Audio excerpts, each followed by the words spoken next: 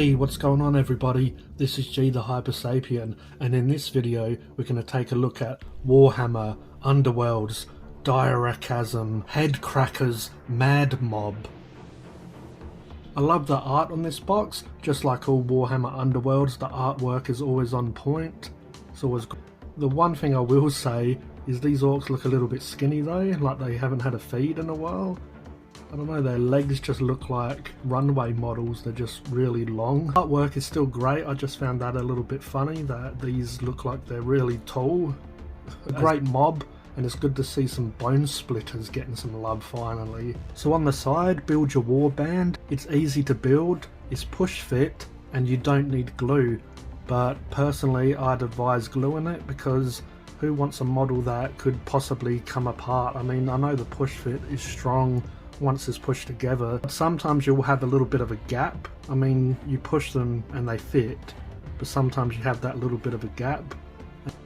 This makes life easier in my eyes if you use some plastic glue and you just make sure they're secured, and they definitely are stuck together. Anyway, moving on. Construct your deck, battle your rivals. So it's a game expansion. A copy of Warhammer Underworld's core set is required to play. On the other side you get the artwork repeated. Now we'll flip to the back. So Warhammer Underworlds has a Facebook page at Warhammer Underworlds. Search Warhammer Underworlds. Hedkrakka's Madmob. View this set's cards and discover more at warhammerunderworlds.com. Hedkrakka's Madmob storm into Direchasm, seeking to claim the greatest trophies. Upgrade Warhammer Underworlds with the Hedkrakka's Madmob expansion, containing the Hedkrakka's Madmob warband and 62 unique cards to enhance your fighters. This pack provides new tactics and challenges for Warhammer Underworlds Direchasm. Includes 4 easy to build citadels, miniatures shown at actual size. Hedkrakka, Gob of Gork. Now I love that name, what an awesome name. Set in Warhammer Age of Sigmar realms, Citadel miniatures, and then you've got all the other information. But as always, let's bust this open and we'll have a look. So inside the box you get one of these plastic trays, which is nice. You have all the sprues, cards and whatnot. So we have the sprues and we have the cards. And on the back of the cards you get the build guide inside. So we'll put the cards and the sprues aside and we'll take a look at the build guide first. Before assembling your miniatures, please read through the instructions in this booklet carefully and retain them for future reference. Carefully remove the models from the frame, asking an adult for assistance, and push the models together as shown. No glue required. As I mentioned before, I'd still recommend to glue them together personally, but that's up to you, you can decide. Step 1 and 2, you push that together and you create the whole body with his arms. Then the third piece and the fourth piece, so that's one of his hands that are going into where his spiked claws are. And then the third piece is basically his face and some of his shoulder. That goes over here. Quite simple and easy. The fifth piece is his other hand, so his hand again is going into this spiked weapon here. Piece 6 is the base, and then that's complete. 2 is 7 and 8, you push them 2 pieces together and you get step 9, and that's his head with his nice awesome top knot here. That goes into here. So piece 10 is his hand, and then it's got an arrow inside. It's basically pulling this bow and arrow. So that goes obviously over his body into his arm pieces, and then piece 11 is the base, and then we got him complete. The third step is 12 and 13, so you're putting this guy's body together, and then the next step is 15 and 14. So piece 14 is his foot, and that goes up and under his arched leg there, and then piece 15 is his arm here, so that goes onto this peg here. And then piece 16 and 17, so 17 is his face, but 16 is this awesome bone splitter axe or chopper here. So that goes onto, so his arm goes up and onto his body here, and then the next step is 18 and 19. So piece 18 is this huge bit of rock that goes onto his base, it looks quite nice, and then 19 is obviously the base itself, and you put in the guy on top of it. And that's the finished Auric there. Now Hedkrakka himself, step 4, so 21 and 20. So 21, his front of his body is going onto the back there. He's already got his staff in his hand, which makes it quite easy. So step 22, you've got his big face tribal mask here that's going up onto his head. 23 is the snake itself. That's going obviously here. It looks like it's attaching to some of the snake, and it looks like some of his arm as well. So piece 24, which is just the base. And then you had the complete Hedkrakka and Hedkrakka's Madmob. Now let's go through the deck of cards. Hopefully I'll go slow enough so you can see them. Feel free to pause it and have a look if you're interested. So I won't talk too much on these.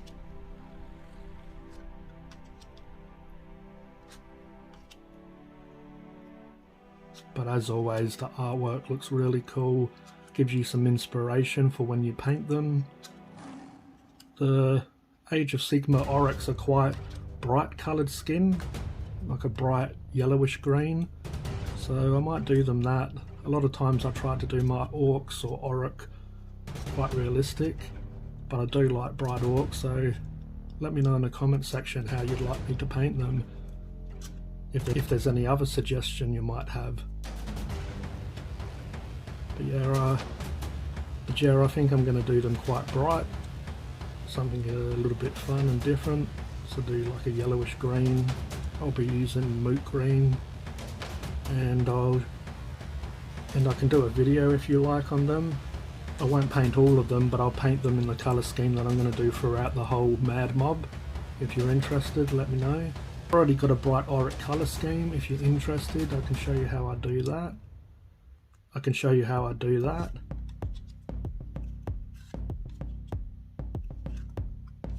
Yeah, quite nice artwork. Sorry about the glare on the cards, I still need to work out my lighting, so I'll have to work on that, so forgive me. But it's going to be interesting to see their names and what their characteristics are like for these Aurics. So Wallop the Skull. So this guy's a hunter, Wallop the Skull, with his big chopper. Tooth Dagger Hunter, Tooth Dagger's Daggers. It's a bit of a mouthful. Hedkrakka, Gob of Gork, Wargog's Staff and Bone Crusher. That's a really nice piece of artwork there. Daco Sharp Sticker, what a name. Hunter, Stinger Bow. Nice artwork on these, the backs of these. So we'll flip it over and we'll have a look. Hedkrakka's Madmob. All bone splitters carry a spark of the violent god Gorkamorka's wild rage in their cracked minds, and in the Wargog prophet Hedkrakka, the self-proclaimed Gob of Gork, this connection is especially strong. Hearing the great green god's command through his serpent familiar, Hedkrakka led his Madmob far across the realms of Gur, seeking a beast of truly colossal proportions. In the Living Mountain Beastgrave, they found their prey. Captivated by the mighty spirit energy of the ancient peak, the Madmob gave little thought to the practical impossibilities of slaying a mountain. While Hedkrakka sought Beastgrave's weak points, Big Boss Tooth Dagger and his boys Daco Sharp Sticker and Wallop the Skull would hunt and kill any who crossed their path, driven to claim heads by the Wah magic coursing through their veins. Now we'll have a quick look through these cards. I'm pretty sure from what it said on the box you can see these on the website anyway, so feel free to go and look at them, but I'll have a quick look through anyway. I really love my Aurics, and this artwork is really good, even the words themselves, the titles.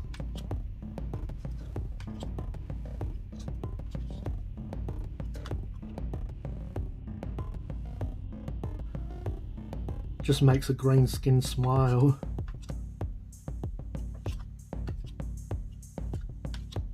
The big wah, the great stomp.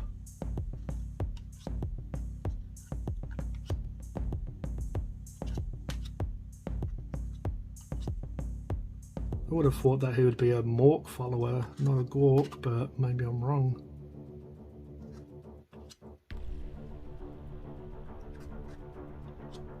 Love that war paint. But yeah, as I said before, let me know what colour scheme you would do if you had these guys. I'm going to go quite similar to the artwork, might change a few bits and pieces, but I'm going to go for a bright skin tone. That's what I'm feeling. So that's the deck of cards for the man. So let's have a look at these gits. That's a nice big base right there. You see lots of bones, you see lots of rocks. If you can see, it even has basically looks like some shrubbery coming up with a skull in between it. It's really nice, that little bit of detail. Now sometimes Games Workshop or even other companies, I don't really like how they do the fur, but this fur is looking really good actually. Like you can see the individual strands of hair, and then he's got some feathers around it. That's really nice, that skirt piece. That's really nice. It looks like they've got nipples. I don't think Games Workshop can work out if orcs have nipples or not. People said this part's really flimsy. I think some people said it was even broke in the box. Obviously if that does happen, just contact Games Workshop. They'll be able to sort you out, but yeah, I'm going to want to take my time and I don't really want to break that.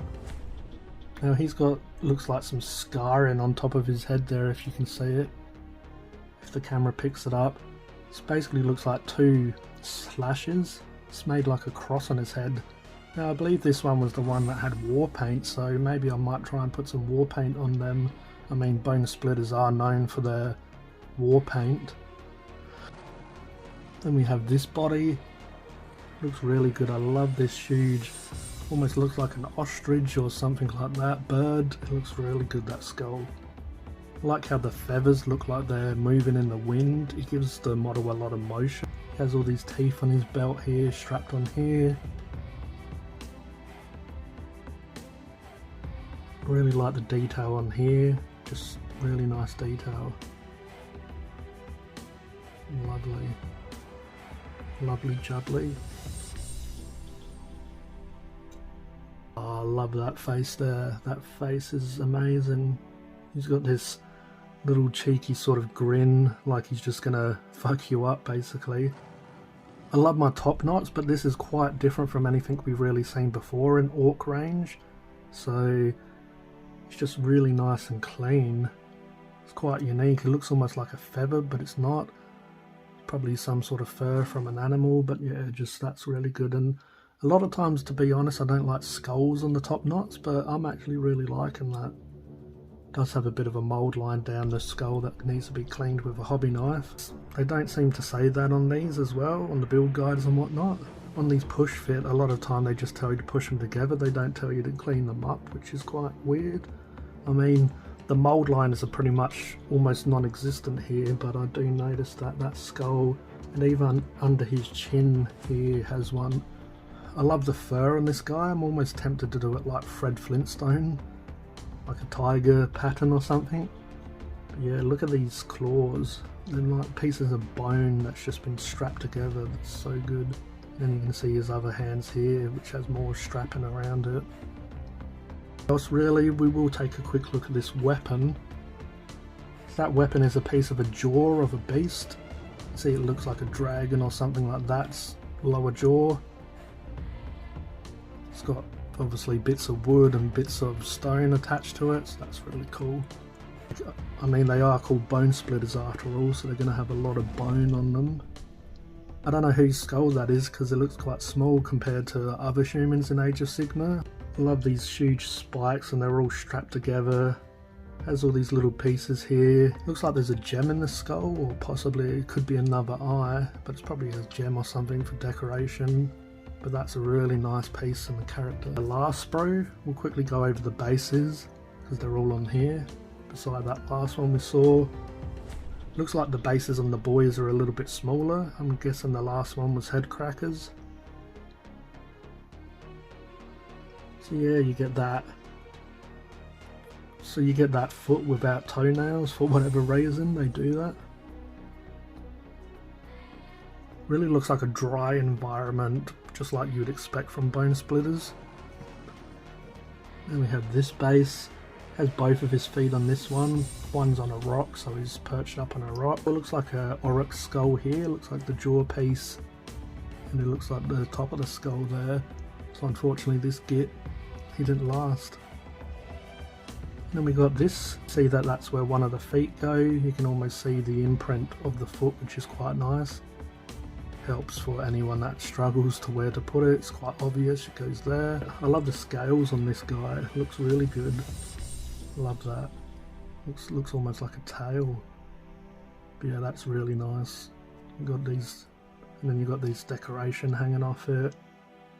Then you got some decoration hanging off it. Oh, that's a really nice Oryx face as well. The Oryx faces are just getting even better over time. Just lots of detail, nice sharp teeth, his tongue, his ears, they're pierced, and then his eye, one of them's really scarred up and scratched, if you can see that.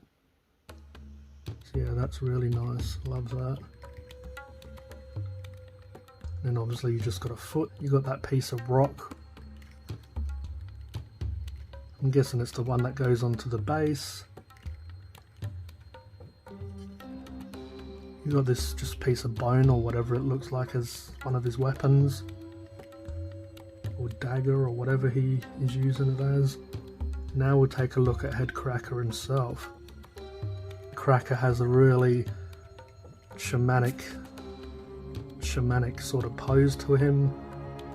Looks really cool. It looks like he's doing sort of a war dance, maybe he's summoning some war. He's got his leg up here. It looks really cool.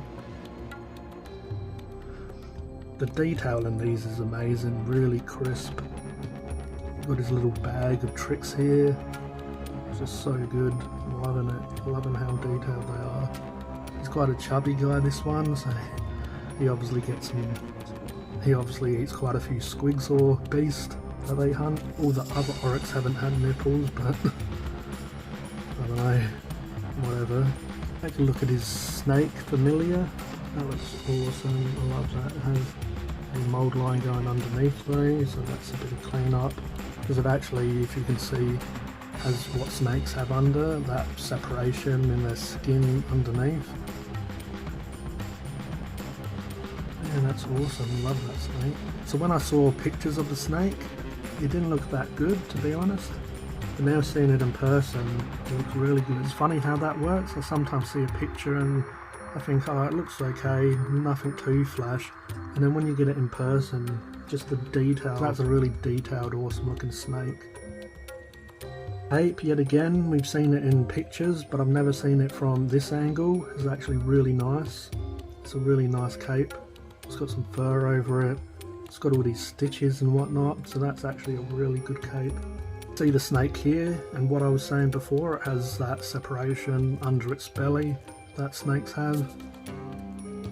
Has some orky magic on his little runestones. And then before we flip it over, we'll take a look at his mask. Now again, this is a lot better in person. I've seen the pictures, but the pictures, sometimes the paint jobs or just sometimes how a picture is taken, it loses some of its detail, but this is actually really detailed. I didn't even know it has indents of a few little symbols here. And I just think if I paint this how I like stuff, that it's going to be really good. That little bird skull there. But yeah, this is a lot better in person. Hopefully you can see and possibly agree with me. But let me know in the comments if you like this stuff. Have a look at the back of his staff here. There's that little scorpion tail. The staff is really good. It's a lot of detail on there, but not too much. We'll flip it over and have another look. So again, you can see some symbols that I didn't notice in the skull, but I guess there's so much going on. Sometimes your eye isn't drawn to stuff. But yeah, that's really nice. Lots of detail. So that was my unboxing and review of Warhammer Underworlds Direchasm Hedkrakka's Madmob. I hope you enjoyed it, and as always, I appreciate you watching. This was G The Hypersapien, and I'll catch you next time. Cheers!